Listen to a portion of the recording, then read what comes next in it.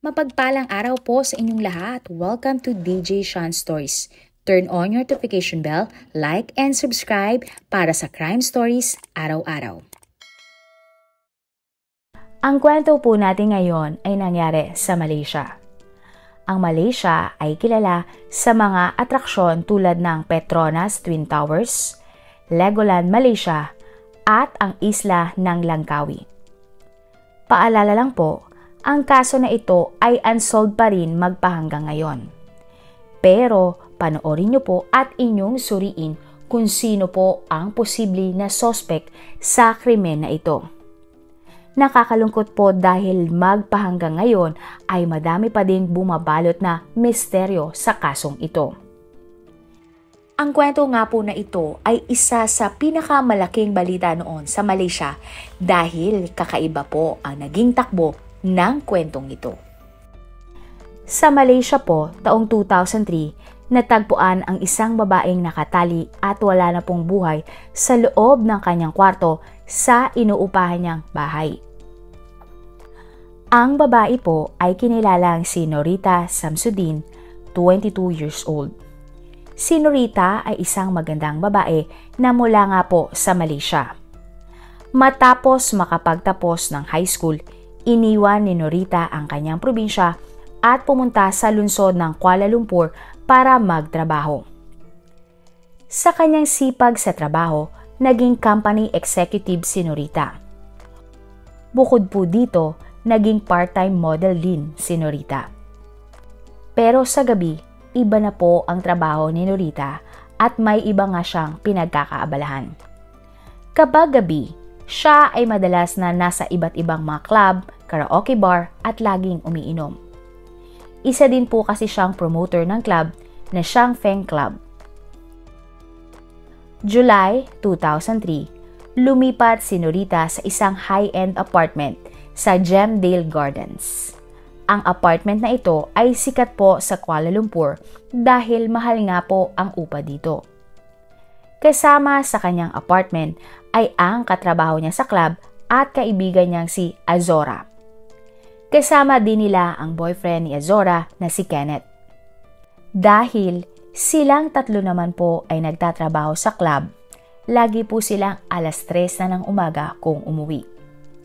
Kaya naman, napagkasunduan nilang tatlo na laging buksan po ang ilaw sa kusina sa gabi para madaling gumalaw sa loob ng bahay at hindi po madilim. Masayahin, maganda at mabait na babae si Norita. Kaya nga marami siyang kaibigan at maraming lalaking nagkakagusto sa kanya. Ayon nga po sa mga news articles, mayroon pong 2 boyfriend si Norita. Ang una ay si Lin Xinjiang, 39 years old, at isang Chinese businessman na nakilala niya po noong July sa kanyang pinagtatrabahuhan. Lagi pong nasa Australia si Lin dahil sa kanyang mga negosyo, kaya nag-uusap lang sila ni Norita sa telepono. Ayon pa sa kapatid ni Norita, gusto ng kanilang pamilya si Lin para kay Norita at may plano na nga pong magpakasal ang dalawa sa susunod na taon. Ang pangalawang boyfriend naman ni Norita ay si Hanif Rahman, 36 years old at isa pong Indian. Si Hanif ay matangkad, dati siyang national volleyball player at vice president ng Malaysian Volleyball Federation. Isa po siyang city council engineer, ngunit siya ay may asawa na at mga anak. Sinasabi po na alam ni Azora at Kenneth na dalawa ang boyfriend ni Norita. Ang pangyayari, December 4, 2003. Bandang 11:00 ng gabi, ka-text ni Norita ang boyfriend niyang si Lin. Nag-text si Norita kay Lin ng hindi maganda ang pakiramdam niya ng araw na iyon. At bilang boyfriend, nag-alala po si Lin at nag-text ng uminom ka ng maraming tubig at magpahinga maigi. Bandang 12:30 ng umaga, nag-text uli si Lin kay Norita pero hindi na siya nakatanggap pa ng reply. December 5, nang madaling araw, bandang 4:30 ng umaga, umuwi sina Azora at Kenneth mula sa kanilang trabaho. Nang buksan nila ang bahay, napansin nilang hindi bukas ang ilaw sa kusina. Nagulat po sila dahil nga ang usapan nilang tatlo na laging iiwan ang ilaw na bukas. Pagpasok ni Azora at Kenneth, nakaamoy sila ng malakas at mabahong amoy sa loob ng kanilang apartment. Ito daw ay isang parang body odor. Tiningnan ng dalawa ang syurak at wala naman silang nakitang sapatos ng ibang tao at walang kakaiba sa sala. Sinara naman ni Kenneth ang pintuan ng apartment nila pagpasok. Nagpatuloy silang maglakad papunta sa kanilang kwarto nang hindi po binubuksan ang ilaw. Nang binuksan na ni Kenneth ang pinto ng kanilang kwarto ay may nakitang isang anino ng lalaki si Azora sa bandang sala. Madilim po kaya tinitigan maigi na Azora ang anino pero biglang nawala ito. Akala po ni Azora, bisita lang ito ni Norita kaya hindi na niya pinansin pa ang nakita. Inakala din ni Azora na ang mabahong amoy ay nagmula dun sa anino na nakita niya. Pagkatapos nga po ay pumasok na sina Azora at Kenneth sa kanilang kwarto. Nang nasa kwarto na nila, tinanong ni Azora si Kenneth kung nakita ba niya ang anino na kanyang nakita. Pero sumagot si Kenneth nang hindi niya nakita. Sinabi niya kay Azora na baka guni-guni lang niya iyon at matulog na. Nakahiga na nga si Azora sa kanyang kama pero hindi siya makatulog.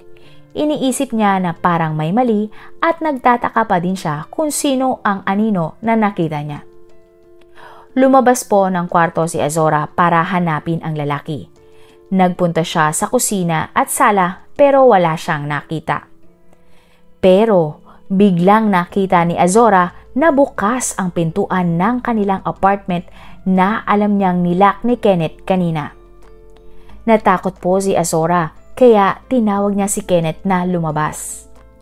Nang nasa sala na ang dalawa, tinatawag nila ang pangalan ni Norita pero walang sumasagot. Pagkatapos ay bumaba si Kenneth sa mga gwardya para magsumbong dahil ang nasa isip nila noon ay napasok po sila ng magnanakaw. Habang naghihintay kay Kenneth, napansin naman ni Azora na medyo nakaawang at bukas ang pinto ng kwarto ni Norita. Kaya naman, lumapit po siya sa kwarto ni Norita at pumasok. Sarado ang ilaw ng kwarto pero napansin niyang naka-on ang aircon. Naamoy ulit ni Azora ang malakas at mabahong amoy mula sa kwarto ni Norita. Dito nga niya naamoy ulit ang body odor. Sinubukan niyang tawagin ang pangalan ni Norita pero walang sumasagot kaya inakala niyang tulog na ang kaibigan. Kaya naman, binuksan ni Azora ang ilaw sa kwarto at nakita niya ang maraming kalat sa kwarto ni Norita. Hinila ni Azora ang kumot sa kama at nakita nitong nakahiga at nakatali si Norita. Dahil po sa takot, nagmamadaling pumunta sa bintana ng kwarto nila si Azora para tawagin si Kenneth na nasa baba pa rin ng guardhouse. Pero sa hindi inaasahang pagkakataon, nakita ni Azora ang isang lalaking nagsusuot ng t-shirt na naglalakad sa labas ng apartment. Ang lalaki ay kahawig mismo ng aninong nakita niya kanina. Malakas na sumigaw si Azora kay Kenneth at sinabi niya na yun ang lalaking nakita niya sa loob ng kanilang apartment. Nagmamadali siyang bumaba at kasama si Kenneth at isang security officer, hinanap nila ang lalaki pero hindi na nila ito naabutan. Bumalik sa apartment ang dalawa para tanggalin ang tali kay Norita. Pero napagtanto nila na wala na pala itong buhay. Sinubukan pa nilang i-CPR si Norita pero sila ay nabigo. Kaya naman tumawag sila ng mga pulis at ambulansya. At nang dumating nga ang mga paramedics, kinumpirma nilang patay na si Norita. Ang investigasyon. Sa mga unang araw ng investigasyon, naging haka-haka si Norita na pinagsamantalahan. Pero hindi na tiningnan ng mga pulis na ganon ang nangyari dahil tingin nila ay sinadyang patayin si Norita. Dahil po nakita nila sa investigasyon ang mga sumusunod. Walang sugat si Norita at suot pa din niya ang kanyang hikaw, kwintas at singsing. Walang bakas na puwersahang pinasok ang apartment. Walang nawala na gamit sa apartment, maliban po sa cellphone ni Norita na naka-off na ang cellphone kaya hindi na matrace kung nasaan ito. Nakakuha din po ang mga pulis sa basurahan ng isang pajama, black na t-shirt, panty at mga tissue. Ang tissue nga po ay may 2 DNA ng similya ng magkaibang lalaki. Agad naman pong kinuhanan ng statement si Azora tungkol sa nangyari. Ayon po sa kanya, sa nakalipas na 2 buwan, ang pumupunta lang daw sa kanilang apartment noon ay ang boyfriend ni Norita na si Hanif. Ayon naman po sa security guard ng apartment, sinabi niya na bago nga namatay si Norita ay nakita niya si Hanif na pumasok ng apartment. Lumabas naman sa DNA matching result na ang isang semen ay pag-aari ni Hanif. Dahil po dito, idineklara ng mga pulis na mayroon na silang suspect sa pagkamatay ni Norita at ito nga ay si Hanif. December 22, 2003, sumuko naman sa mga police station kaagad si Hanif. Kinasuhan si Hanif ng murder at ikinulong. Lumabas naman po sa forensics examination na si Norita ay 6 na oras na pong patay bago nga matuklasan ni Azora. Patay na rin po ito bago pa man itali ang kanyang katawan. Nakita din ang buhok at DNA ng ibang lalaki sa tali na ginamit kay Norita. Wala din silang nakikitang ebidensya na nanlaban si Norita sa gumawa nito sa kanya at ito nga po ay nagsasuggest na kilala niya ang suspect. Ang mga natuklasang ito ng mga forensic ay nagdala ng bagong direksyon sa investigasyon ng kaso. Kaya naman, pinalawak pa ng mga pulis ang DNA matching pero hindi nila natagpuan ang taong ito. Kahit na may bagong update sa kaso at iba pang mga DNA result, tuloy pa din po ang naging trial laban kay Hanif. Ang trial ng kaso. Nagbigay naman ng statement sa korte si Hanif. Ayon sa kanya, December 3, bandang 10:00 ng gabi, umattend sila ni Norita ng isang party. Bandang 3:30 AM ay umalis na daw siya ng apartment at umuwi na sa kanyang pamilya. At pagkatapos nun ay ginawa niya na ang kanyang daily routine.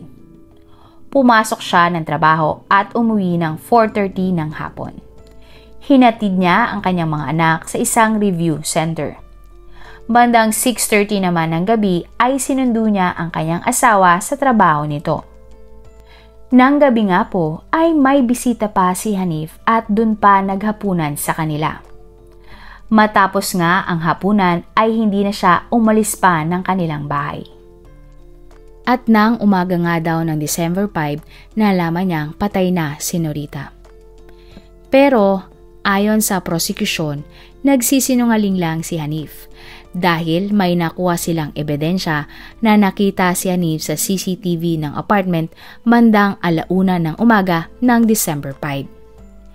Dagdag pa ng prosecution sa korte, si Hanif ay nag-ahit ng kanyang buhok sa maselang bahagi ng parte ng katawan at pinutol ang kanyang mga kuko bago siya sumuko sa police station. Ito daw ay nagpapakita na sinubukan ni Hanif na mabura ang anumang ebidensya na maaaring mag-ugnay sa kanya kay Norita. Ayon din po sa prosecution, may motibo talaga si Hanif dahil posibleng nalaman niyang magpapakasal na si Norita sa ibang lalaki. Nagselos siya kaya niya pinatay si Norita.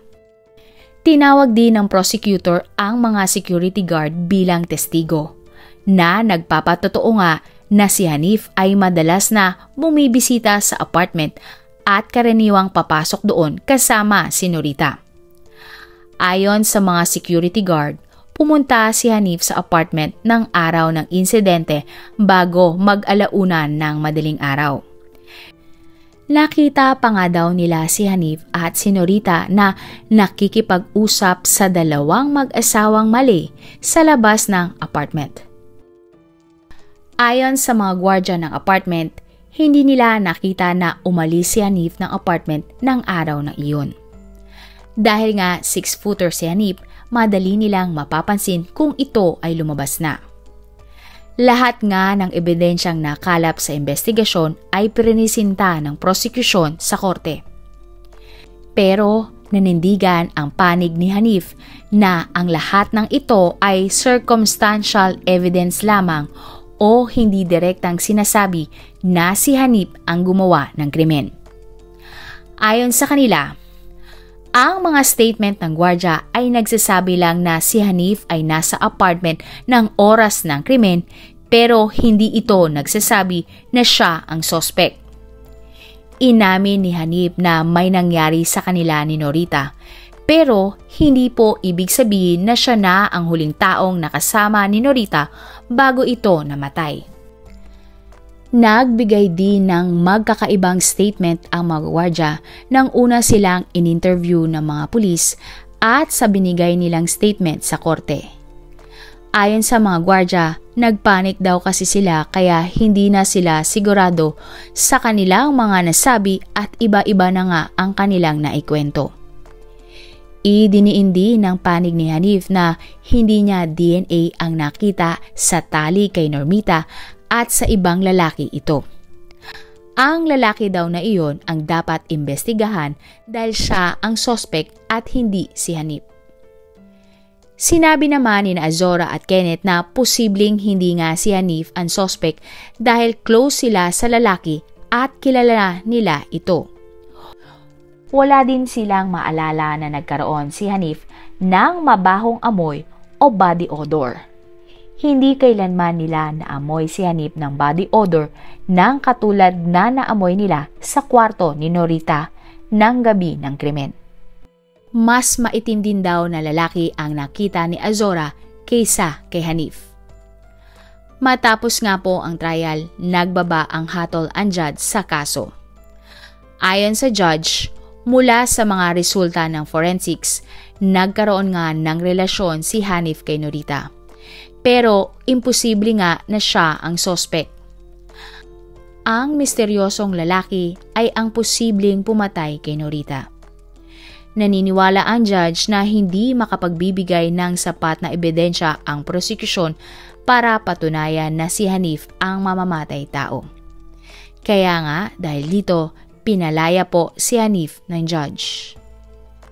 Nagpasalamat naman si Hanif sa kanyang asawa at pamilya dahil ang mga ito ay sumuporta sa kanya habang gumugulong ang kaso.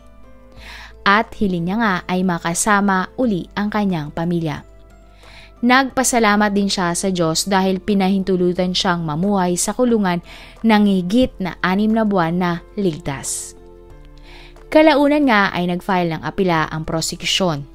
Pero taong 2005 ay nabasura na ang apelang ito. Napag-alaman ng Federal Court na ang misteryosong lalaki ang tunay ngang mamamatay tao.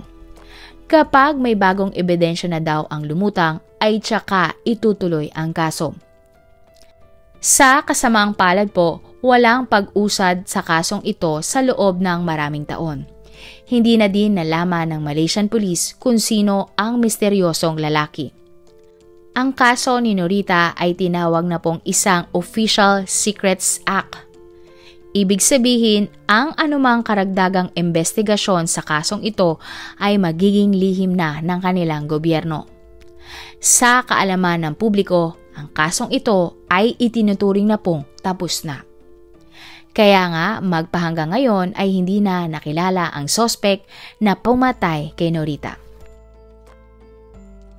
Isa din po sa sinasabing dahilan kung bakit napawalang sala si Hanif ay dahil hindi kailanman naamoy ni Izora at Kenneth ang body odor na naamoy nila sa araw ng krimen. Marami pong salamat sa inyong panonood. Huwag kalimutang i-follow at mag-subscribe sa iba pa nating YouTube channel katulad ng Manila Boy Wonder Philippines at Tagalog Facts at Mysteries by DJ Sean. Mapagpalang araw po hanggang sa susunod na episode. Salamat sa lagi niyo pong pagtutok araw-araw. God bless everyone!